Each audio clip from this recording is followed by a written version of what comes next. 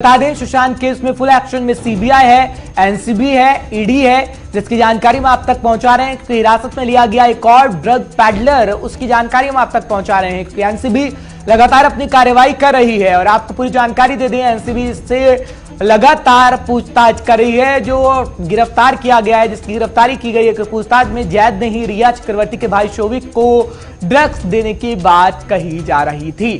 बड़ी जानकारी, बड़ी अपडेट इस मामले में, क्योंकि ड्रग्स पैडलर्स ने कई बॉलीवुड लोगों के नाम लिए हैं, बॉलीवुड स्टार्स के नाम लिए हैं और ड्रग एंगल का खुलासा धीरे धीरे होने लगा है। इसकी जानकारी हम आप तक पहुंचा रहे हैं कि ड्रग पैडलर रिया और शोविक से सीधा संबंध रखता था और सुशांत केस में फुल एक्शन में सीबीआई और एनसीबी नजर आ रही है। अशोक पांडे इस वक्त हमारे साथ जुड़ रहे हैं, तमाम जानकारी के साथ आपको अपडेट करेंगे। अशोक, जानकारी दीजिएगा, क्योंकि गंदा है पर धंधा है और यही धंधा मुंबई में चलता रहा। बॉलीवुड स्टार्स के बीच ड्रग्स को पहुंचाया जाता रहा, लेकिन इस गंदे धंधे के बीच एक की जान चली गई और आगे आने वाले वक्त में यह गंदा धंधा महाराष्ट्र की सरकार और पुलिस क्या काबू में कर पाएगी? कहा जा सकता है, क्योंकि अभी तो इस मामले में एनसीबी लगातार जांच कर रही है, तब पकड़ में गिरफ्तारी हो रही है। इससे पहले सरकार और पुलिस कहां थी जब ये गंदा और धंधा चल रहा था? देखिए, गंदा है पर धंधा है, पर इसका अंजाम भी तो गंदा है। बिल्कुल। और जो अंजाम गंदा है तो अंजाम गंदा दिखाई दे रहा है। ये जो आप पेडलर की बात कर रहे हैं, मुंबई के बांद्रा इलाके से पकड़ा गया। इसका नाम बासित है और बासित के जो कनेक्शन है बहुत स्ट्रॉन्ग बॉलीवुड कनेक्शन बताए जा रहे हैं। बताया जा रहा है कि एनसीबी ने जब पठान को पकड़ा था, इन्वेस्टिगेशन में इसका नाम आया था। मैं आपको अपने चैनल के माध्यम से एक बात बता दूं हर्ष, ये बासित वही शख्स है जिसको कि कई बार सुशांत के घर के आसपास, माउंट ब्लैंक के आसपास भी ड्रग्स बेचते हुए पकड़ा गया है। इसके ऊपर पहले भी पुलिस ने कार्रवाई की है और लगातार ये इस तरह के धंधों में बहुत लंबे समय से लिप्त रहा है। और अब जाकर के जब एनसीबी ने इस पर शिकंजा कसा है, तो इस बात की उम्मीद की जा रही है कि जो इंक्वायरी अमू पठान की तरफ से की गई थी और जो अलग अलग जो ड्रग पेडलर को पकड़ा गया था, उनकी जानकारी के बाद में ये इसको पकड़ा गया है। और अभी उम्मीद की जा रही है कि जब अभी इन्वेस्टिगेशन बासित के साथ में होगी, जब एनसीबी उससे पूछताछ करेगी, तो इसमें और भी कई नाम निकल करके सामने आएंगे। क्योंकि प्रमुखता इसमें अब तक जो इंक्वायरी सामने हुई है उसमें शौविक चक्रवर्ती का नाम सामने आ चुका है और माना जा रहा है कि शौविक चक्रवर्ती की गिरफ्तारी आने वाले 24 घंटे में इनके स्टेटमेंट के बाद में की जा सकती है एनसीबी की तरफ से।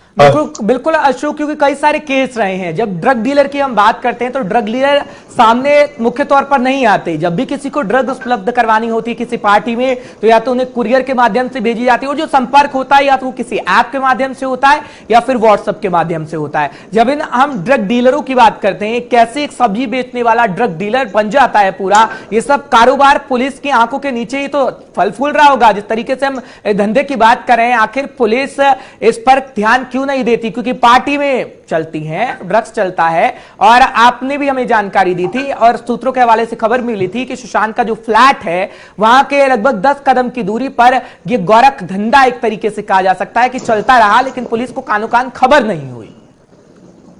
देखिए, दरअसल क्या है कि अभी जो फिलहाल जो कार्रवाई होना शुरू हुई है, अगर बात करें तो पुलिस को कानो कान खबर नहीं है, ऐसा कह देना थोड़ा गलत होगा। क्योंकि मुंबई पुलिस देखिए वाकई में काम जब करती है तो किसी के मजाल नहीं किसी बच्चे के हाथ से कोई चॉकलेट भी छीन के लेके चला जाए। लेकिन कहीं ना कहीं पर जो काम नहीं किया गया है अपने प्रॉपर तरीके से इस पूरे मामले को लेकर के या ड्रग पेडलर्स को लेकर के, उसी का नतीजा है कि मुंबई में लगातार इस तरह के एनडीपीएस के केसेस जो बीच में हुआ करते थे, उसमें काफी हद तक भी देखने को मिली है, केसेस रजिस्टर नहीं हो रहे हैं। लेकिन मुंबई पुलिस की देखिए इस बात में सराहना करनी होगी कि मुंबई पुलिस का नेटवर्क बहुत स्ट्रॉन्ग है। जैसे ही एनसीबी ने इस पूरे मामले को लेकर के प्रमुखता दिखाई और कार्रवाई शुरू की, तो अब इनके हाथ में एक के बाद एक अलग अलग ड्रग पेडलर्स भी आना शुरू हो गए। और इसके पहले कि अब एनसीबी और भी लोगों को शिकंजा कसे और उनसे पूछताछ करके ये जो नेक्सस है उसको ब्लास्ट करे, उसका एक्सपोज करे, उसके पहले मुंबई पुलिस अब खुद चाह रही कि इनको पकड़ के अपने गिरफ्त में ले ले, ताकि इनसे कोई और पूछताछ ना हो सके। तो ये भी देखने को मिल सकता है कि अब जो ये नेक्सस की ओपनिंग हुई है, इसमें मुंबई पुलिस भी कहीं ना कहीं अब थोड़ा सा हरकत में आते हुए कुछ और ऐसे पेडलर्स को अरेस्ट करे। लेकिन ये मामला क्योंकि अब हाई प्रोफाइल है, तो ये भी उम्मीद की जा रही है कि अगर ऐसे लोगों को अरेस्ट किया जाता है तो एनसीबी भी उन लोगों से पूछताछ की जो है अपील करेगी, एक कोऑर्डिनेशन करेगी मुंबई पुलिस के साथ में, जो कि पहले ही मुंबई पुलिस द्वारा पकड़े जाएंगे। लेकिन फिर यही बात सामने आती है कि इसमें सहयोग कितना किया जाएगा, क्योंकि पूरे मामले को लेकर अब तक किसी प्रकार का कोई सहयोग किया नहीं गया है। और अभी बताया जा रहा है कि कुछ और पेडलर्स को जो है पुलिस ने, खासकर एनसीबी की टीम ने उठाया है और उनसे भी इंक्वायरी की जा रही है इसमें ये माना जा रहा है कि बॉलीवुड के और भी कुछ कनेक्शन निकल के सामने आएंगे।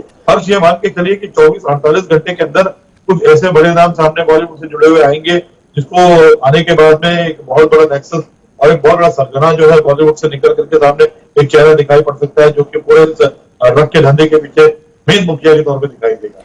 बिल्कुल अशोक, लेकिन ड्रग एंगल की जहां तक हम बात करते हैं, रिया चक्रवर्ती से पूछताछ हुई और इंटरव्यू में भी एक उन्होंने कहा था कि मैं ड्रग्स नहीं लेती, सीबीआई के सामने भी उन्होंने कहा ड्रग्स नहीं लेती। लेकिन अगर आप ड्रग्स नहीं लेते तो आपको उसकी मात्रा पता है, चैट के जरिए जो कंफर्मेशन हुआ है, जो चैट सामने आई है, आपको यह पता है कि कितनी बूंद कितनी इंसान को देनी है। आप ड्रग नहीं लेती, इससे आप साफ इनकार कर रही हैं, लेकिन वो चीजें आपको पता है। कहीं ना कहीं इसमें झोल तो नजर आता है। रिया चक्रवर्ती जो बातें कह रही हैं, कहीं ना कहीं सीबीआई जो उनसे बातचीत कर रही है और पूछताछ कर रही है, उसमें झोल तो है अच्छा खासा, क्योंकि जब आप ड्रग्स लेते नहीं है तो आपको पता कैसे है क्या आपके साथ ड्रग डीलर के उठना बैठना था, या फिर जो शोभिक चक्रवर्ती का नाम आ रहा है, क्या शोभिक चक्रवर्ती भी ड्रग्स लेते थे, रिया भी ड्रग्स लेती थी और सुशांत को भी दिया जाता था? देखिए, एक कहावत बड़ी फेमस है कि मैं मारू मारू जैसा करूं और तो रो जैसा करूं। बिल्कुल, तो ये पूरे मामले में यही है। जो इंटरव्यू आया था, जो चीजें आई थी, उसमें यही था कि मैं जैसा बोलूंगा वैसा आप करो, वो चीज हुई थी। और जिस तरह के चैट्स इनके वायरल हुए हैं, इसमें तो कहीं कोई दो राय है नहीं जी, इनका कोई कनेक्शन ब्रैकेट से नहीं हो। क्योंकि अगर ये जेन्युइन होते, अगर प्रॉपर तरीके से होते, तो ये अपने इस चैट को डिलीट नहीं करते। डिलीट करने के बाद में एनसीबी और सीबीआई को अपने जो चैट को रिट्रीव किया गया, उसमें सारी बातें खुल करके आई। अगर ये इतने जेन्युइन होते तो इनके संबंध जो है वो गौरव आर्य से नहीं निकलते। बासित को पकड़ा गया, मैड्रा से बासित के ने साफ साफ कहा है कि शोभिक से उनके संपर्क थे, और सिर्फ कह देने से कुछ नहीं होता, कहने के लिए कोई भी किसी का नाम ले सकता है, लेकिन बाकायदा उसके साथ उसके चैट मौजूद है, उसके फोन कॉल्स की रिकॉर्डिंग मौजूद है।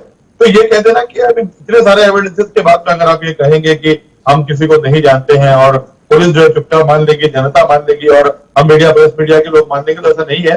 सारे एविडेंसेस सामने आएंगे धीरे धीरे, जिसके बाद में ये भी तय हो जाएगा कि ये सिर्फ रिया चक्रवर्ती या शोभिक तक मामला नहीं है, उसमें उनके पिता जो है इंद्रजीत चक्रवर्ती, उनसे भी इस मामले को लेकर के पूछताछ की जाएगी। मैं आपको अपडेट भी करना चाहूंगा, शोभिक के पिता मतलब रिया के पिता इंद्रजीत चक्रवर्ती जो है वो अभी थोड़ी देर पहले सीबीआई डीआरडीओ ऑफिस पहुंच चुके हैं, उनसे दोबारा पूछताछ भी की जानी है और माना जा रहा है कि आज भी कई अहम प्रश्नों को लेकर पूछताछ। बिल्कुल अशोक, क्योंकि पैसों का एंगल जब आता है, वो 15 करोड़ का जब बात आती है तो इंद्रजीत का नाम सबसे ऊपर आता है, क्योंकि इंद्रजीत ही वही शख्स हैं क्योंकि जिनको पैसों के बारे में पता होगा। जिस तरीके से लॉकर की चाबी भी उनसे मांगी गई, पहले दिन क्या पूछताछ रही होगी, सीबीआई ने कौन से सवालों की बौछार उनसे की होगी, क्योंकि जब रिया से सीबीआई लगातार सवालों की बौछार कर रही होगी तो सुशांत के बारे में पूछा जा रहा होगा। इंद्रजीत से क्या बातचीत की जा रही थी सीबीआई की तरफ से, और आज क्या सवालों की बौछार रहेगी, क्योंकि सीबीआई हर एंगल से जांच कर रही है, मर्डर के एंगल से भी और आत्महत्या के एंगल से भी। अशोक, देखिए, सीबीआई के प्रश्नों का जो तरीका होता है पूछने का बहुत डिफरेंट होता है जी। ये घुमा करके सवाल पूछते हैं, यानी हर एंगल से ये पूछते हैं। यानी अगर कहा जाए तो चारों खाने चित करने वाले प्रश्न इनके पास तैयार होते हैं और बाकायदा इनकी टीम होती है जो प्रश्नों को तैयार करती है। इनके बीच में डिस्कशन होता है, क्रॉस क्वेश्चनिंग आपस में करते हैं, आपस में ही किसी एक मुद्दे को लेकर के चर्चा शुरू कर देते हैं। उसके बाद में जैसे एक डिफेंडेंट होता है और एक ऑपोजिशन होता है, दोनों ही लड़ते हैं आपस में, बाकायदा टीम बना करके ये भी होता है उनके साथ कि कौन से प्रश्न पूछे जाएंगे, क्या जवाब आ सकता है। तो जो सवाल उनसे पूछे जा रहे हैं ये इंद्रजीत चक्रवर्ती से, इसमें किस तरह के जवाब आएंगे, ये जवाब भी जो है सीबीआई जानती है, लेकिन उन जवाब के ऊपर क्या सवाल करना है, फिर वो सवाल तो क्या उनका जवाब होगा, ये सारी चीजें प्रिपेयर होने की। सीबीआई देखिए अपने हिसाब से इन्वेस्टिगेशन करती है, वो फेल होती है। और अगर बात करें कल की इंक्वायरी की, तो कल जिस तरह की इंक्वायरी हुई थी उसमें रिश्तों को लेकर पूछा गया था, इन्वॉल्वमेंट किस तरह का है और उनके जो कंपनी शेयर कंपनी है उसको लेकर के पूछताछ की गई थी, जिसमें काफी हद तक जो जवाब उन्होंने दिया था वो संतोषजनक नहीं थे। और आज उनसे ये पूछा जाएगा किस तरह से आपका इन्वॉल्वमेंट ड्रग के धंधे में था, या आप जानते थे, आपके बेटे शोभिक का नाम सामने आ रहा है और इसमें आपकी बेटी को लेकर चैट वायरल हुआ है, क्या आपको इसकी जानकारी थी कि नहीं, कितना इन्वॉल्वमेंट था आपके सुशांत के पैसों को लेकर के, इस तरह के प्रश्न आज सामने आएंगे और कहीं ना कहीं उनको बताना होगा। जिस तरह से सामने रहे भी बताना तो होगा ही, क्योंकि सामने आएगा अब अशोक, क्योंकि